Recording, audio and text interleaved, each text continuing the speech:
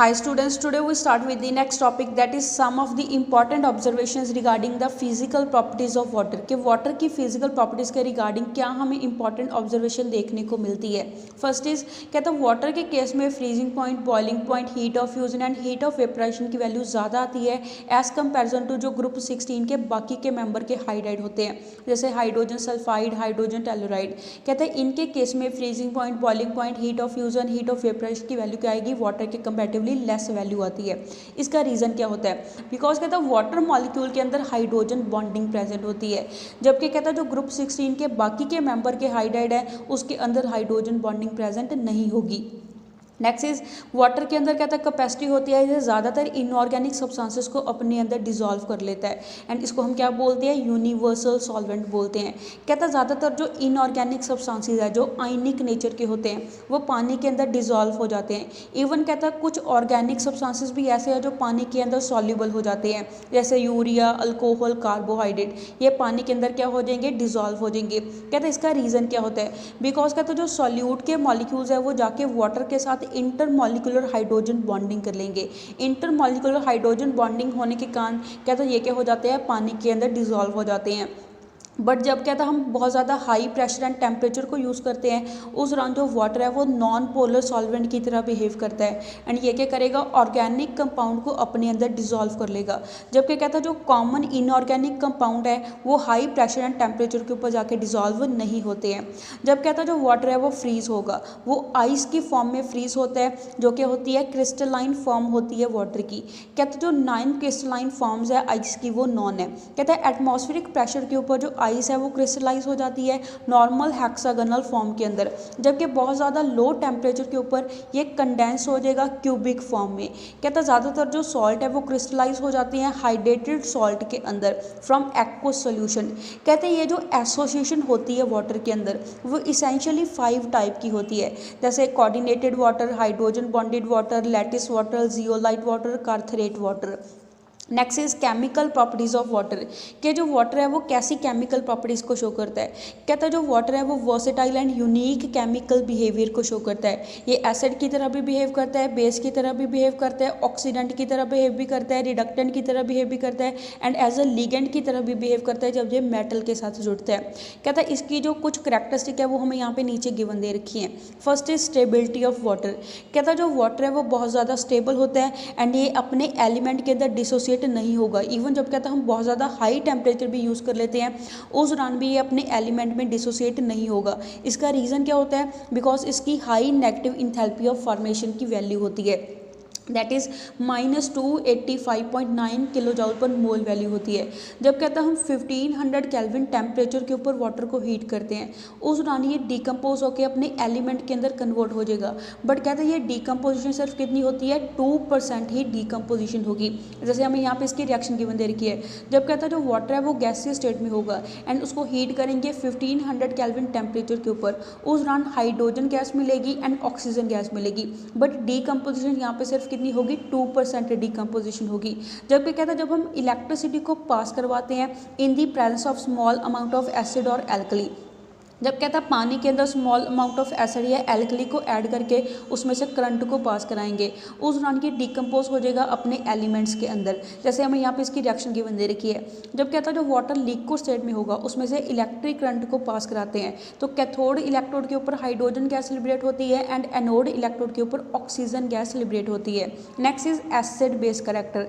कहता है जो वाटर है वो एसिड बेस करेक्टर को शो करता है, जिसके कारण इसको हम क्या बोलते हैं, एम्फोटेरिक नेचर का बोलते हैं। कहता है जो वाटर है वो वीक इलेक्ट्रोलाइट होता है, जिसके कारण ये आयनाइज हो जाएगा स्मॉल एक्सटेंट तक एंड हमें क्या देगा, हाइड्रोनियम आयन देगा एंड साथ में हाइड्रोक्साइड आयन देता है। देखो कहता है जो प्योर वाटर है इसकी स्मॉल इलेक्ट्रिकल कंडक्टिविटी होती है बट इसको हम मेयर कर सकते हैं एंड ये डिसोसिएट हो जाएगा। जैसे हमें यहाँ पे इसकी डिसोसिएशन रिएक्शन की दे रखी है, दैट इज कहता है ये क्या देगा, डिसोसिएट होकर हाइड्रोनियम आयन देगा साथ में हाइड्रोक्साइड आयन देगा। कहता है इसकी जो डिसोसिएशन कांस्टेंट की वैल्यू है वो कितनी आती है, 1 × 10⁻⁻14 mole square litre square value आती है 298 केल्विन टेम्परेचर के ऊपर।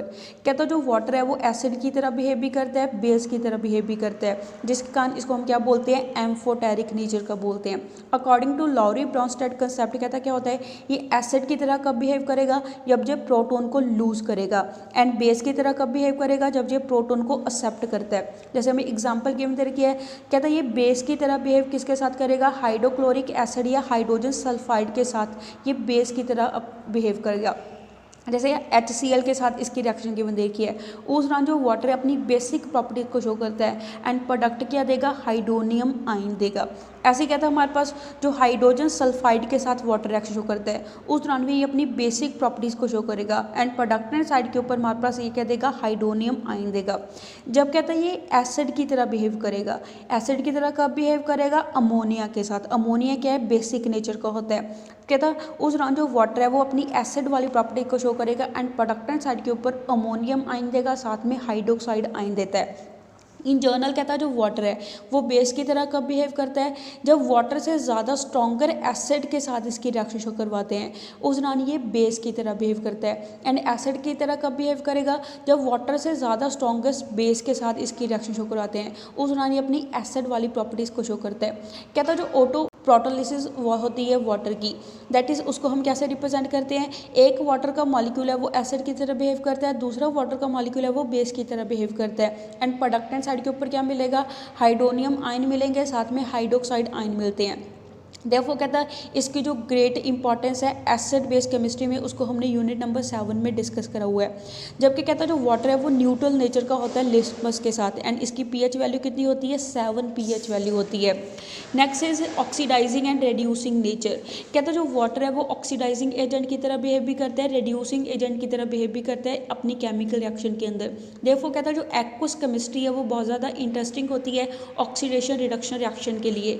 First is as an oxidising agent, कि जो वाटर है वो ऑक्सीडाइजिंग एजेंट की तरह कब बिहेव करता है, कहता है जो वाटर है वो रिड्यूस हो जाता है हाइड्रोजन गैस के अंदर, जब इसकी रिएक्शन किसके साथ करवाएंगे, हाईली इलेक्ट्रोपॉजिटिव मेटल के साथ कराएंगे, जिसकी जो E0 वैल्यू है वो क्या होगी, -0.83 वोल्ट से लेस वैल्यू होगी। दैट इज जैसे हमें यहाँ पे इसकी रिएक्शन की बंदे रखी है कि जो वाटर है वो 2 इलेक्ट्रॉन को गेन करके रिड्यूस हो जाता है हाइड्रोजन गैस के अंदर। कहता है जो E0 वैल्यू है वो कितनी होनी चाहिए, -0.83 वोल्ट होनी चाहिए फॉर हाइड्रोक्साइड आयन, जिसकी कंसनट्रेशन कितनी है, 10⁻⁻7 मोलर कंसनट्रेशन है। देयरफॉर कहता है जो एक्टिव मेटल्स होते हैं, हाईली इलेक्ट्रोपॉजिटिव मेटल जैसे सोडियम कैल्शियम, जिनकी जो इलेक्ट्रोड पोटेंशियल वैल्यू है वो क्या आती है, -0.83 वोल्ट से लेस वैल्यू आती है। कहता है उनके साथ जो वाटर है वो आसानी से रेड्यूस हो जाएगा डाई हाइड्रोजन के अंदर। जैसे हमें यहाँ पे एक्टिव मेटल सोडियम के साथ वाटर की रिएक्शन की बंदे रखी है, उस दौरान कहता है जो वाटर है वो ऑक्सीडाइजिंग एजेंट की तरह बिहेव करता है, एंड ये क्या करेगा, सोडियम को ऑक्सीडाइज करके सोडियम हाइड्रोक्साइड में कन्वर्ट कर देगा, एंड खुद क्या हो जाएगा, रेड्यूस हो जाएगा डाई हाइड्रोजन के अंदर। दस कहता है ये ग्रेट सोर्स होता है डाई हाइड्रोजन को प्रिपेयर करने के लिए। सिमिलरली कहता है जब हम स्टीम को पास करवाते हैं over the red hot coke at 1273 kelvin temperature, उस दौरान सिन गैस की फॉर्मेशन होती है। जैसे हमें यहाँ पे रिएक्शन शो करवाई हुई है कार्बन की वाटर के साथ। अबाउट टेम्परेचर हम कितना यूज़ करते हैं, 1273 केल्विन टेम्परेचर को यूज़ करते हैं निकल कैटलिस्ट की प्रेस में। उस दौरान कार्बन मोनोक्साइड गैस मिलती है, साथ में हाइड्रोजन गैस मिलती है, एंड इन दोनों के कॉम्बिनेशन को हम क्या बोलते हैं, सिन गैस बोलते हैं। कहते हैं ये जो रिएक्शन है ऑल्सो वाटर है कैसे बिहेव करते हैं, ऑक्सीडाइजिंग एजेंट की तरह बिहेव करते हैं, एंड खुद क्या हो जाएगा, डाई हाइड्रोजन के अंदर रेड्यूस हो जाएगा। Next is as a reducing agent, जैसे हमें यहाँ पे इसकी रिएक्शन गिवन दे रखी है। कहता है उस दौरान हमारे पास जो E0 की वैल्यू है वो कितनी होती है, +1.23 वोल्ट वैल्यू होती है। अब for H positive ion, H positive ion की कंसनट्रेशन कितनी होगी, 10⁻⁻7 मोलर कंसनट्रेशन होगी। दो वो कहता है जो वाटर है जब रिएक्शन शो करेगा हाईली इलेक्ट्रोनेगेटिव एलिमेंट के साथ, उस दौरान ये रेड्यूसिंग एजेंट की तरह बिहेव करता है। जैसे कहता है जो फ्लोरीन है, फ्लोरीन के साथ वाटर रिएक्शन शो करेगा, उस दौरान ये कैसे बिहेव करेगा, एज ए रेड्यूसिंग एजेंट की तरह बिहेव करते हैं, एंड खुद क्या हो जाएगा, ऑक्सीडाइज हो जाएगा ऑक्सीजन या ओजोन के अंदर। जैसे हमें फ्लोरीन के साथ वाटर की रिएक्शन शो करी है, जब कहता है जो वाटर है वो हाईली इलेक्ट्रोनेगेटिव एलिमेंट फ्लोरीन के साथ रिएक्शन शो करेगा, उस दौरान ये रेड्यूसिंग एजेंट की तरह बिहेव करता है, एंड ये क्या करेगा, फ्लोरीन को रेड्यूस कर देगा, एंड खुद क्या हो जाएगा, ऑक्सीडाइज हो जाएगा ऑक्सीजन गैस के अंदर। ऐसे हमें जो वाटर की रिएक्शन है वो फ्लोरीन के साथ रिएक्शन शो करी है, बट हमने यहाँ पे क्या करा है, जो नंबर ऑफ मोल्स है वो चेंज करती हैं। कहता तब भी इसकी क्या होगी, हमारे पास ये फ्लोरीन को क्या कर देगा, रेड्यूस कर देगा, एंड खुद क्या हो जाएगा, ऑक्सीडाइज हो जाएगा। यहाँ पे ये ऑक्सीडाइज किस में हो रहा है, ओजोन गैस के अंदर ऑक्सीडाइज हो रहा है। कहता है जब वाटर है वो क्लोरीन एंड ब्रोमीन के साथ भी सिमिलर वैसे रिएक्शन करेगा जैसे फ्लोरीन के साथ करी है। कहता है जो अनदर टिपिकल एग्जांपल है इस टाइप की रिएक्शन की, that are oxidation of water to oxygen during photosynthesis. कहता है फोटोसिंथेसिस के दौरान जो वाटर है वो क्या हो जाएगा, ऑक्सीडाइज हो जाता है ऑक्सीजन के अंदर। जैसे हमें यहाँ पे फोटोसिंथेसिस वाली रिएक्शन गिवन दे रखी है, उस दौरान कहता है जो वाटर है वो क्या हो जाएगा, ऑक्सीडाइज होकर ऑक्सीजन के अंदर कन्वर्ट हो जाता है। Next is hydrolysis reaction. कहता है जो वाटर है वो क्या होता है, बहुत ज़्यादा स्ट्रॉन्ग सॉल्वेटिंग पावर होती है उसके अंदर, बिकॉज इसकी हाई डाई इलेक्ट्रिक कांस्टेंट की वैल्यू आती है। देयरफॉर कहता है ये एक्सीलेंट सॉल्वेंट की तरह बिहेव करता है because of the great affinity of many element. कहता है इसके अंदर ज़्यादा अफिनिटी होती है, ज़्यादा एलिमेंट होते हैं जो ऑक्सीजन के। कहता है जो वाटर है वो आसानी से हाइड्रोलाइज कर देगा काफ़ी आयनिक या covalent compound of non metals को। जैसे हमें यहाँ पे इसकी एग्जाम्पल गिवन दे रखी है। कहता है जो वाटर है वो हाइड्रोलाइज कर देता है जो ऑक्साइड्स होते हैं या फिर हैलाइड्स होते हैं नॉन मेटल के, एंड ये क्या बना देगा, उनके रिस्पेक्टिव एसिड बना देगा।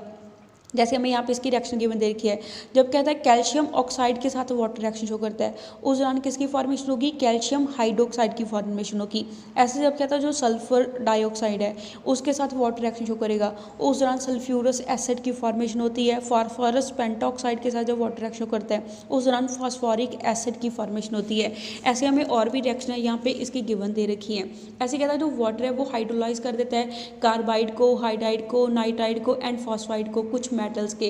जैसे हमें कैल्शियम कार्बाइड गिवन दे रखा है, इसके साथ जब वाटर रिएक्शन शो करता है उस दौरान ये इसकी हाइड्रोलाइसिस करके उसको किस में कन्वर्ट कर देगा, कैल्शियम हाइड्रोक्साइड में कन्वर्ट कर देगा, एंड साथ में क्या मिलेगी, एसिटिलीन की फॉर्मेशन होती है।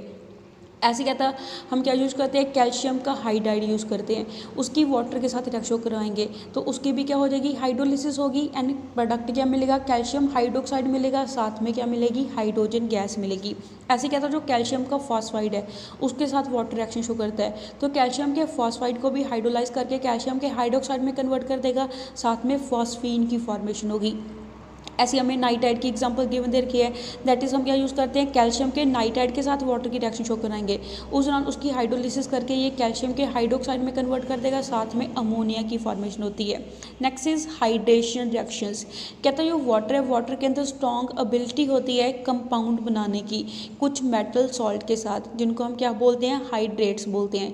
कहते हैं ये जो हाइड्रेट्स हैं इसको हम क्लासीफाई करते हैं 3 टाइप के अंदर। First is water molecules are coordinated to the metal ion in a complex. कहता है कम्प्लेक्स के अंदर जो वाटर मॉलिक्यूल है वो कोऑर्डिनेट हो जाते हैं मेटल आयन के साथ। जैसे हमें यहाँ पे इसकी रिएक्शन गिवन दे रखी है कि निकल आयन के साथ जो वाटर मॉलिक्यूल है वो क्या हो जाएंगे, इस कम्प्लेक्स के अंदर कोऑर्डिनेटेड हो जाते हैं। कुछ और भी एग्जांपल्स है हमें यहाँ पे गिवन दे रखी हैं। नेक्स्ट इज कहता है जो वाटर मॉलिक्यूल्स हैं may be hydrogen bonded to the certain oxygen containing anions. कहता है जो वाटर मॉलिक्यूल है वो हाइड्रोजन बॉन्ड बना लेंगे कुछ जो सर्टेन ऑक्सीजन कंटेनिंग एनाइन होते हैं उनके साथ। कहता है जैसे हमें एग्जाम्पल गिवन दे रखी है, जो कॉपर सल्फेट का हाइड्रेटेड हमारे पास सोल्यूशन होता है उस दौरान कहता है जो 4 मॉलिक्यूल्स होते हैं वाटर के वो कोऑर्डिनेटली जुड़े होते हैं कॉपर मेटल आयन के साथ। जबकि कहता है जो 5th वाटर मॉलिक्यूल है वो क्या होता है, हाइड्रोजन बॉन्डेड होता है सल्फेट आयन के साथ। जैसे हमें यहाँ पे इसका स्ट्रक्चर ये दे रखा है, कहता है जो 4 वाटर मॉलिक्यूल है ये क्या करेंगे, कोऑर्डिनेट बॉन्ड बनाते हैं कॉपर मेटल आयन के साथ। जबकि कहता है जो 1 वाटर का मॉलिक्यूल है वो क्या होता है, हाइड्रोजन बॉन्ड बनाता है सल्फेट आयन के साथ। कहता है जो वाटर मॉलिक्यूल्स हैं ऑल्सो ये क्या करेंगे, इंटरस्टिशियल साइट्स को ऑक्यूपाई कर लेंगे क्रिस्टल लैटिस के अंदर। जैसे हम एग्जांपल गिवन दे रखी है, that is barium chloride dihydrate की। नेक्स्ट हम पढ़ेंगे हैवी वाटर के बारे में। कहता है केमिकली हैवी वाटर है इसको हम क्या बोलते हैं, ड्यूटेरियम ऑक्साइड बोलते हैं, जिसका फार्मूला क्या होता है, D2O फार्मूला होता है। कहते हैं इसको डिस्कवर करा था ओरे ने 1932 के अंदर। उसने शो करा था कि जो ऑर्डिनरी वाटर है उसके अंदर स्मॉल पोर्शन होता है, अबाउट कहता है 1 पार्ट प्रेजेंट होता है 5000 पार्ट के अंदर। कहता है किसका पार्ट होगा, ड्यूटेरियम ऑक्साइड का पार्ट होगा। कहते हैं इसको हम प्रिपेयर कर सकते हैं जब हम लंबे समय के लिए इलेक्ट्रोलिसिस करवाते हैं वाटर की या फिर फ्रैक्शनल डिस्टिलेशन के साथ। जब कहता है जो वाटर है उसको इलेक्ट्रोलाइज कराते हैं, उसमें से करंट को पास कराएंगे, उस दौरान जो हाइड्रोजन है वो लिबरेट होती है ज़्यादा fastly as comparison to deuterium के।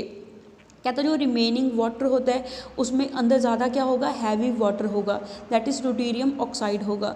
अगर कहता है ये प्रोसेस को हम कंटिन्यू रखें until only a small volume remain, कहता है जितने टाइम तो सिर्फ बहुत कम वॉल्यूम नहीं रह जाती उतने टाइम तक इस प्रोसेस को हम कंटिन्यू रखते हैं तो ऑलमोस्ट कहता है वहाँ पे प्योर ड्यूटेरियम ऑक्साइड हमें क्या हो जाएगा, ऑब्टेन हो जाएगा।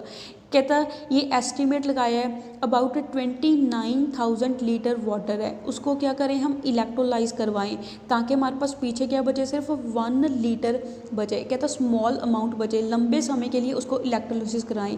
तो कहता 29,000 लीटर ऑफ पानी के अंदर क्या होता है, 1 लीटर ड्यूटेरियम ऑक्साइड होगा जिसकी प्योरिटी कितनी होती है, 99% प्योरिटी होती है। So that's all for today, stay home, stay safe, thank you.